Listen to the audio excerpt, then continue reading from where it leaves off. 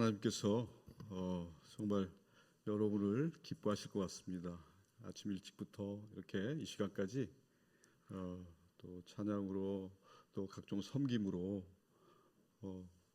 또 그리고 아름다운 교제로 이렇게 하루 종일 성전에서 머문다는 건 정말 축복이 아닐 수가 없습니다. 감사합니다. 기도하시겠습니다. 하나님 아버지 은혜를 감사합니다. 이 시간 하나님 말씀 듣기를 원합니다. 성령 하나님 역사하여 주셔서 저희들의 마음과 귀를 열어주시고 하나님의 음성을 듣는 은혜를 허락하여 주옵소서. 설교자의 입술은 주님의 것입니다. 주님 뜻대로 하시옵소서. 감사합니다. 사랑합니다. 예수님의 이름으로 기도드립니다. 아멘. 무더운 날씨지만 하나님을 사랑하시는 여러분들의 열정을 막을 수는 없는 것 같습니다. 아침 일찍부터 이 시간까지 정말 하나님 보시기엔 너무나도 아름다운 사역을 해주셔서 은혜의 연속입니다. 목사님 설교 말씀도 그렇지만 여러분들 뵐 때마다 은혜를 받습니다. 이 시간 너희는 나를 누구라 하느냐라는 제 말씀으로 은혜를 나누기를 원합니다. 특별히 오늘은 온유 구역 주간인데요. 여러분 온유라는 단어를 히브리어에서 찾아보니까 뜻이 우리가 일반적으로 알고 있는 상식과는 좀 다르더라고요. 온유하면 보통 부드럽고 좀 이렇게 연약한 이미지가 있잖아요. 그런데 히브리어에서 온유는 아나브라고 해서 아주 강한 뜻을 지닙니다. 무슨 말씀이냐면 히브리어에서 말하는 온유, 이 아나브는 자신의 고집을 복종시켜서 하나님의 뜻에 맞추는 거예요. 그러니까 자신을 이긴 사람이에요. 어마어마하게 강한 사람이죠. 그 뜻이 온유다. 그래서 오늘 우리 온유구역 식구들, 특별히 앞에서 찬양을 해주신 분들 보면서 강하신 분이다 라는 것을 느낄 수 있었습니다. 저는 이제 여러분을 볼 때마다 온유하면 대명사, 온 지면에 이 사람보다 온유한 사람이 없다고 하나님께서 말씀하셨죠. 누굽니까? 모세죠. 여러분들 뵐 때마다 저는 모세를 생각하게 되는데 이 모세 여러분들도 좋아하시잖아요. 그렇죠? 그런데 저희들 마음속에는 그런 게 있는 것 같아요. 모세는 특별한 사람이고 내가 감히 어떻게 모세랑 비교가 될 수 있을까? 저도 그랬거든요. 그런데 성경을 곰곰이 또 가만히 깊이 들여다보니까 아주 놀라운 사실을 발견하게 됐습니다. 우리가 그토록 대단하게 생각했던 모세보다 더 대단히 하나님의 사랑을 받은 사람들이 있더라고요. 하나님께서 모세보다 더 눈동자와 같이 사랑한 사람들이 있더라고요. 누군지 아십니까? 바로 이 자리에 계신 여러분들이에요. 전도사님, 나 같은 사람이 어떻게 그 위대한 선지자 모세와 비교할 수 있겠습니까? 그런 말이 성경 어디에 써 있어요? 하고 지금 이렇게 저를 의심스러운 눈초리로 바라보고 계시는데 한번 잘 들어보십시오. 여러분 이스라엘 백성들이 출애굽을 했잖아요.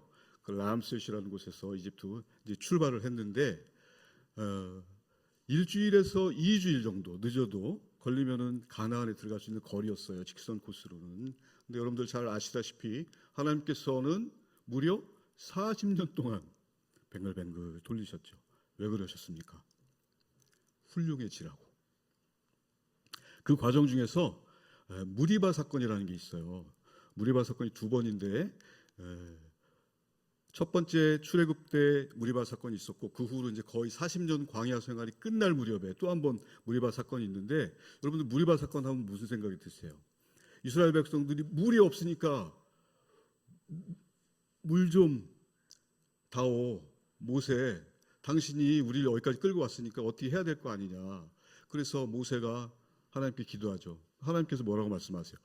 반석을 쳐라. 그때 모세가 어떻게 합니까? 두 번째 무리바 사건 때 모세가 짜증을 냈어요. 반석을 꽝꽝 때렸어요. 물은 나왔지만 하나님께서 그걸 보시고 모세가 가나안 땅에 못 들어간다고 말씀하셨잖아요.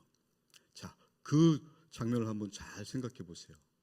하나님께서 모세 너 내가 명령했는데 내 명령을 우습게 알고 나한테 짜증을 내? 그래서 모세를 걷어가셨을까요? 하나님, 우리 하나님 그렇게 옹졸한 분 아니시잖아요. 자, 거기에는 야 모세야, 너 내 백성들에게 왜 짜증을 내니? 내 새끼들에게 너 왜 신경질 부리고 그래? 너 여기까지야. 너 못 들어가. 죽어라. 그렇게 된 거예요. 그래서 모세가 가나안 땅에 못 들어가고 1세대와 같이 죽습니다. 그런데 모세는 모세입니다. 모세의 위대한 점은 하나님의 이런 뜻을 알아요. 말귀를 알아들어요. 그리고 신명기를 통해서 이 세대에게 지난 역사를 쭉 설교를 하고 또 하나님을 잘 따를 것을 권면하죠. 이렇게 지도자는 자신의 공동체와 함께하는 겁니다. 예를 들어서 1세대는 다 죽었는데 모세 하나만 덜렁 살아가지고 2세대들하고 자식들 손자들하고 가나안 땅에 들어가면 그게 영광이 되겠습니까, 여러분? 지금 우리 축구팀 선수들이 열심히 노력을 했는데 못 올라갔잖아요. 만약에 올라갔다고 치면, 그렇죠? 선수들과 감독이 같이 영광을 받는데 이 못 올라간 상태에서 예를 들어서 감독이 책임을 회피하고 영광만, 열매만 따먹으려고 하는 감독이 있다면 그 팀이 제대로 되겠습니까? 이와 같습니다. 하나님의 이런 섭리가 있는 거예요. 그래서 이해를 해 주시는지 모르겠습니다. 제 성경에는 아무튼 그렇게 써 있습니다. 그래서 하나님은 이 모세라는 한 사람보다 이스라엘 전체를 더 사랑하셨다라고 말씀을 드리고 싶은 겁니다. 그래서 여러분 한 분 한 분이 바로 모세보다 더 귀한 존재다. 우리 교회 두 분 목사님도 보시면 그렇잖아요. 여러분이 얼마나 사랑을 받는 존재인지. 모세가 이스라엘 백성들에게 한 것처럼 여러분들 대한 적이 한 번도 없으시잖아요. 사랑으로 다 대하시고, 그렇죠? 그래서 이것이 바로 성도의 특권이구나. 하나님을 아버지라 부를 수 있고 예수 이름으로 기도할 수 있다는 것, 여러분만이 가진 특권인 것입니다. 여러분이 바로 하나님의 그 영광의 찬송이 되는 지위라는 것을 늘 기억하시고 이 세상 살아가실 때도 당당하게 자신 있게 살아가셨으면 좋겠습니다. 나는 왕 중의 왕이신 하나님의 자녀야, 하나님의 공주야, 하나님의 왕자야. 그런 의식을 가지고 살아가신다면 사람은 자기 존재에 걸맞는 행동을 하게 돼 있잖아요.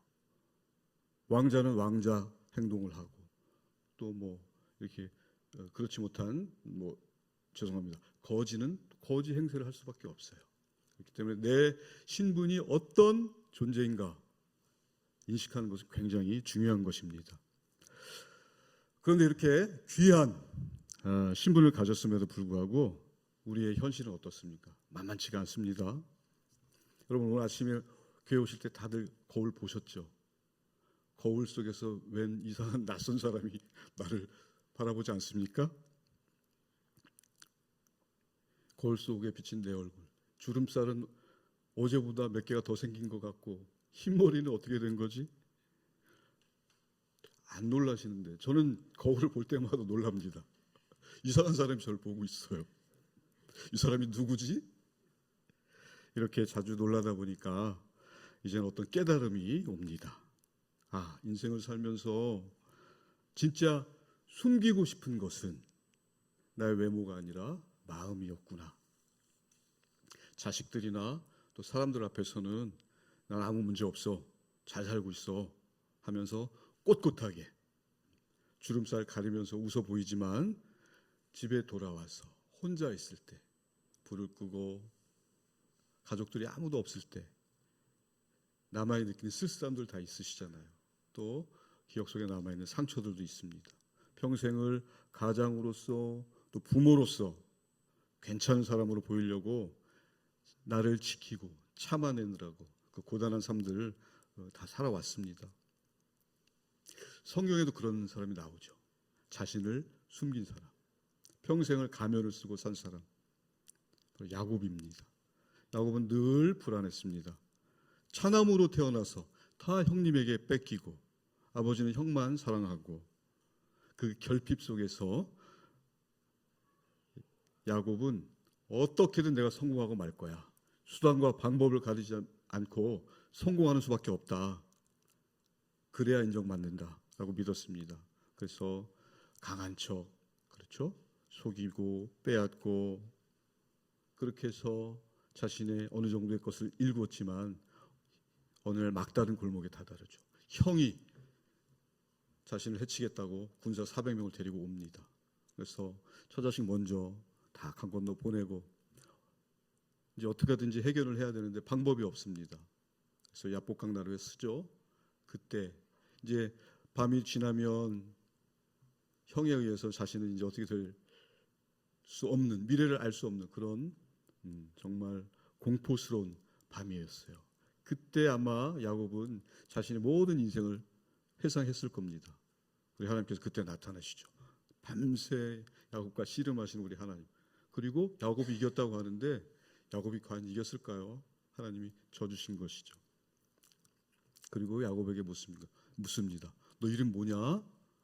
야곱입니다. 그래? 너는 이제 야곱이 아니고 이스라엘로 해라. 그동안 네가 쓰고 있던 가면, 껍데기 다 가짜다.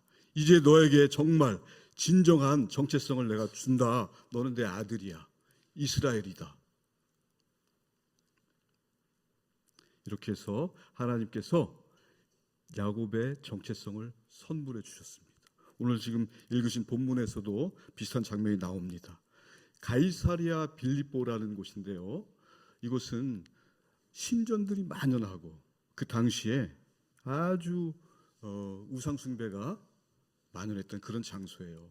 그 장소에서 지금 예수님께서 제자들, 흙먼지를 다 뒤집어 쓰신 예수님께서 제자들에게 묻습니다. 너희는 나를 누구라 하느냐? 오늘 이 질문을 통해서 예수님은 어떤 분?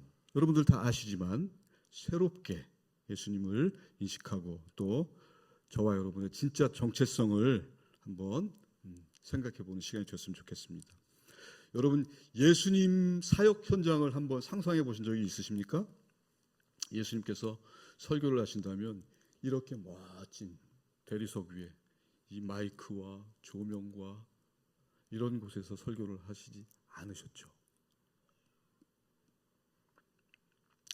치유 사역하실 때도 한센병자들을 살리고 안전병이를 일으키고 눈먼 사람을 눈뜨게 하시는 그런 모든 치유 사역은 어떻습니까? 오늘날처럼 분위기를 탁 잡아놓고 음악을 틀어놓고 뭐 이렇게 향도 피우면서 이렇게 쫙 분위기를 잡아서 그렇게 치유 사역 안 하셨잖아요. 예수님과 제자들의 사역 현장은 따가운 햇살, 또 그 거친 바람, 한 걸음 한 걸음 내디딜 때마다 흙먼지, 그런 날리는 거친 광야였습니다. 내년에 우리 이제 교회에서 성지순례 가시잖아요.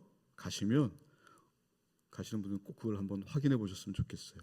예수님의 사역지를 돌아보실지는 모르겠지만 만약 그러시다면 우리 예수님이 이런 곳을 다니시면서 일을 하셨구나. 그 길을 걸어보신다면 그 자체로 큰 은혜가 되실 것입니다. 여러분, 예수님은 어떤 분이십니까?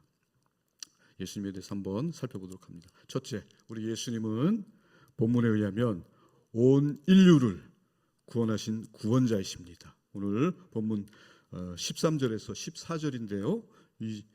읽으셨으니까 제가 대신 읽도록 하겠습니다. 예수께서 빌립보 가이사랴 지방에 이르러 제자들에게 물어 이르시되 사람들이 인자를 누구라 하느냐?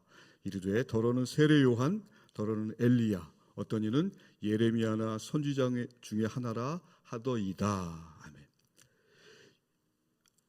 말씀드렸다시피 예수님께서 이 질문을 던진 장소가 가이사랴 빌립보, 우상들이 지배하던 세상의 어떤 영광, 중심지였습니다.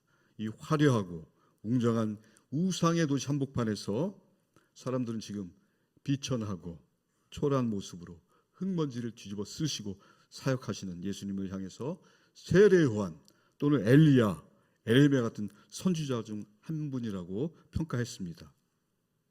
세상은 이렇게 세례 요한이나 엘리야나 또 에레미야 같은 어떤 선생님들, 스승들, 사회 개혁가들로 예수님을 평가했지만 그들은 몰랐죠.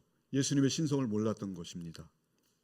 단지 선지자들 계보를 잇는 한 사람, 선지자 중에 한 분으로 알고 우리 예수님이 하나님이라는 사실은 몰랐던 것입니다. 자, 두 번째는요. 우리 예수님은 인격의 주인이십니다. 오늘 본문 15절에 보시면 이렇게 되어 있습니다. 이르시되 너희는 나를 누구라 하느냐라고 질문을 하셔요. 제자들에게. 자, 이 질문이 무슨 의미일까요? 이 질문은 예수님께서 너희와 나는 어떤 관계냐 라고 제자들에게 지금 인격적인 부분에 대해서, 관계성에 대해서 물으시는 것입니다. 여러분, 예수님과 제자들의 모습을 한번 곰곰이 생각해 보세요. 사역 현장을 한번 생각해 보세요. 동분서주하시는 그 바쁜 모습을 한번 상상해 보십시오. 상상해 가십니까? 여러분, 예수님 생각할 때 금발머리에다가 초록 눈동자에다가 하얀 옷을 입고 또 치아도 아주 정렬이 그냥 말끔하게 되신 그런 모습으로 빙그레 웃으시면서 내 믿음대로 될지어다. 안수하실 때도 내 믿음대로 될지어다. 가볍게 이렇게 하시고 우아하게 쳐다보시고 그렇게 교양 있게 사역하셨을 것 같습니까? 저는 그렇지 않다고 봅니다. 예수님의 사역 현장은 그야말로 막노동의 현장보다 더 거칠고 고된 환경이었다는 것입니다. 그야말로 살려주세요 아웅성치는 비명소리가 끊이지 않는 전쟁터였을 것입니다. 그런 사역을 자동차도 없이 낙타도 없이 노새도 없이 그냥 샌들 하나, 샌들도 요즘 샌들 같은 샌들이 아니겠죠. 신고서 그 흙바닥 자갈밭을 다니셨어요. 물집도 엄청 생기셨을 것 같죠. 발에. 그리고 발꼬락 냄새는 얼마나 많이 났을까요? 몸에서 그 불쾌한 냄새, 또 우리 한센병 환자들과 같이 동고동락 하시면서 뒹굴며 그 옷가지에 그런 냄새들이 다 정말 썩는 냄새가 배었을 것입니다. 제자들도 마찬가지죠. 먼지 구덩이 속에서 예수님과 먹고 자며 동고동락했던 관계였던 것입니다. 예수님의 질문에는 이런 인격적인 너희들은 나와 이런 관계야 라는 그런 대답을 듣고 싶어하는 질문이 들어있는 거예요. 그래서 우리 예수님은 이런 인격적인 관계를 원하시는 주님이시구나 라는 것을 알 수 있습니다. 그리고 마지막으로 세 번째는요. 우리 예수님은 여러분들 다 아시다시피 아들 하나님이시죠. 성자 하나님이신 것입니다. 16절에 나와 있죠. 우리 베드로가 대답하여 이르되 주는 그리스도시요 살아계신 하나님의 아들이시니이다. 주님의 질문에 베드로의 이 대답은 예수님께서도 말씀하셨지만 성령에 감동되지 않고서는 할 수 없는 대답입니다.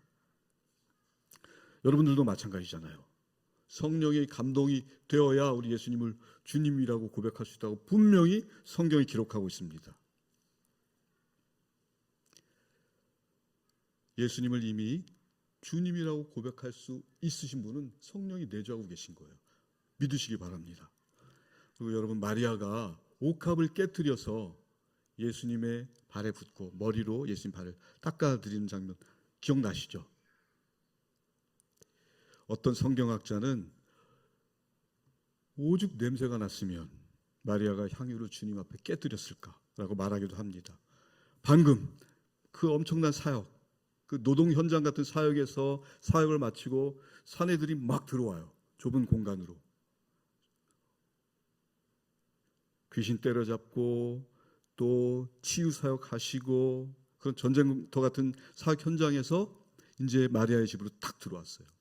공기가 어땠을 것 같습니까, 여러분? 옛날 집 여러분 상상해 보세요. 이스라엘 집. 그게 흙벽으로 발랐겠죠. 그 공간에 남자들 몇 명이 장정들이 다 들어오는데 숨을 아마 못 쉬었을 것 같아요. 그 순간에 마리아가 향유옥합을 깹니다.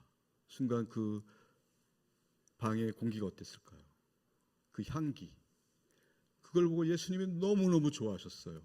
가룟 유다는 그걸 가지고 팔아서 가난한 사람 돕지 그랬냐. 그런데 예수님께서 얼마나 좋아하셨을까요?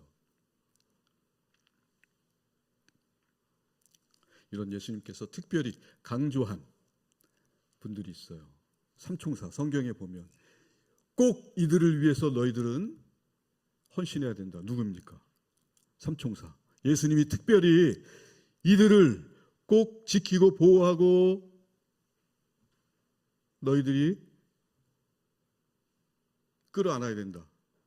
과부, 고아, 나그네. 그렇죠? 이 삼총사잖아요. 그래서 우리 예수님께서 이분들을 위해서 오신 거예요. 잘나고 권력 있고 살만한 사람들을 위해서 그들은 복음을 받아들이지 않습니다. 과부와 객과 고아를 위해서 이 땅에 육신을 입고 오신 분이 우리 하나님, 바로 예수 그리스도이십니다. 세상의 역사는 돈 많고 권력 있는 사람들 중심으로 돌아갑니다. 그러나 우리 예수님은 가장 낮고 비천하고 스스로를 증명할 길 없는, 마치 주민등록이 말소된 사람들을 위해서 오신 분입니다. 그분이 예수 그리스도라는 것을 믿으시기 바랍니다. 오늘 본문 중에서 예수님께서 사람들이 인자를 누구라 하느냐 물으신 곳이 바로 가이사랴 빌립보라고 말씀드렸습니다. 이것은 로마 황제, 신전, 거대한 우상들이 즐비한 곳이죠. 이 장소에서 지금 예수님께서 제자들과 서서 그곳에서 물으십니다. 사람들이 인자를 누구라 하느냐. 제자들이 대답했죠. 아까 세례 요한, 더러는 엘리야, 어떤 이는 선지자 중에 하나라고 합니다. 세상 사람들은 예수님을 향해서 참 좋은 분이야, 좋은 말씀을 전하시는 분이야. 저분처럼 살면 훌륭한 삶이야. 단지 도덕 선생님 수준의 답밖에 할 수 없었습니다. 그때 예수님께서 다시 한번 물으시죠. 제자들 눈을 딱 마주 보시면서 이 질문이 오늘 설교의 핵심입니다. 그러면 너희는 나를 누구라 하느냐? 여러분, 이 질문을 지금 예수님께서 나에게 던지시는 질문으로 받으시기 바랍니다. 너희는 나를 누구라 하느냐? 말씀을 정리하겠습니다. 사랑하는 여러분, 우리 신길동교회 성도님들 가운데 많은 분들이 이제 인생의 전반전 마치시고 후반전에 들어왔잖아요. 그래서 후반전 이제 진행 중이신데 그 중에는 고장도 나고, 그렇죠? 또 많이 또 세상에서 풍파를 겪으면서 상처도 많으시고 또 마음도 쓸쓸하실 때가 많이 있으실 줄 압니다. 그런데 여러분, 그것이 여러분의 광야예요. 광야는 하나님께서 당신의 자녀를 키우는 훈련장입니다. 훌륭해지라고. 오늘 그 광야 한복판에서 피로하고 지친 몸으로 지금 이곳에 앉아 계신 여러분들을 향해서 우리 주님이 찾아오셨습니다. 그리고 여러분 한 분 한 분의 손을 따뜻하게 잡으시면서 부드러운 음성으로 물으시는 거예요. 너는 나를 누구라 하느냐? 여러분 어떻게 고백하시겠어요? 베드로처럼 한번 해볼까요? 베드로처럼? 베드로가 뭐라고 했습니까? 주는 그리스도시요 살아계신 하나님의 아들이십니다. 아멘. 그렇습니다. 우리가 믿는 예수님은 저 높은 하늘 보좌에 앉아서 우리를 잘 알아보자라고 감시하는 무서운 분이 아니세요. 우리 예수님 그 높은 영광을 다 버리시고 흙먼지 날리고 자갈밭 같은 내 거친 인생 그 길바닥까지 직접 걸어 내려오신 하나님이십니다. 그리고 내 죽음의 자리까지 찾아오셔서 나를 끄집어내시고 업고 죽음의 자리에서 나가신 분이에요. 오늘 목사님 설교 말씀 중에 예수님께서 나를 업고 가신다. 지금 우리 주님께서 여러분 한 분 한 분을 그렇게 업고 가시는 것을 믿으시기 바랍니다. 세상 사람들은 이제 나이 들면 힘 빠지고 쓸모없다고 뒷방으로 밀어낼지 모르지만 우리 예수님은 절대 여러분 그리고 저를 떠나지 않으십니다. 그 예수님이 지금 이 순간도 성령님을 보내셔서 저와 여러분의 삶 한가운데서 함께 하십니다. 폭력과 돈이 지배하는 이 세상에서 오직 주님 손만 잡고 걸어가겠습니다. 고백하며 나갈 때 여러분의 그 외로운 자리, 또 힘든 그 광야 자리가 하나님의 놀라운 임재와 기적을 체험하는 가장 큰 축복의 자리가 될 줄을 믿습니다. 아멘. 기도하겠습니다. 하나님 아버지 은혜를 감사합니다. 말씀을 통해 우리의 메마른 심령의 위로와 깨달음을 주시니 감사합니다. 모세보다 우리를 더 사랑하시고 왕의 자녀로 불러주신 그 크신 은혜에 감사를 드립니다. 평생을 강한 척, 괜찮은 척, 가면을 쓰고 살아왔던 모습을 이 시간 주님 앞에 솔직하게 고백합니다. 내 힘, 내 능력으로 애쓰다가 상처 입은 죄를 불쌍히 여겨주십시오. 이번 한 주간도 우리 신길동교회 모든 성도님들이 예수님 손 꼭 잡고 하나님의 영광의 찬송으로 당당하게 살아가도록 아버지 붙들어 주옵소서. 감사합니다. 사랑합니다. 우리의 선한 목자 되시는 예수 그리스도 이름으로 기도드립니다. 아멘.